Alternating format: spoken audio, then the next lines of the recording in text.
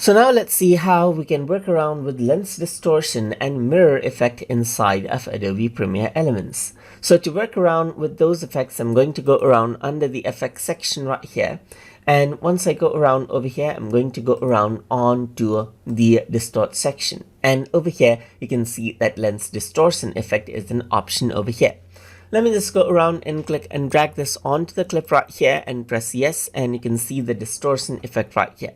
So you can see that you can work around with the curvature of the effect right here, and the lens curvature actually plays out. And you can go around, change around the vertical decentering right here, and as well as horizontal decentering over here. Then you got the vertical prism effects just like this as well, and the horizontal prism effects.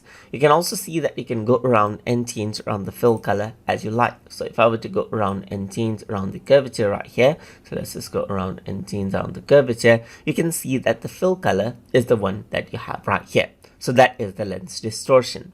The other effect that you have is the mirror effect right here. So if I were to go around and click and drag this out, then you got the mirror effect, and you can see that you can change around the angle of the mirror effect right here, just like this. You can go around and change around the reflection center over here as well. If I were to hold shift, you can go around and click and drag this out. So hold shift, click and drag this out, and there's the mirror as you can see right here. And that is what you have, as you can see, and change around the mirror angle as well.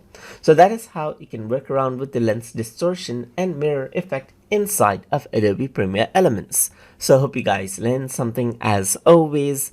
And as always, please like, comment, share, and subscribe.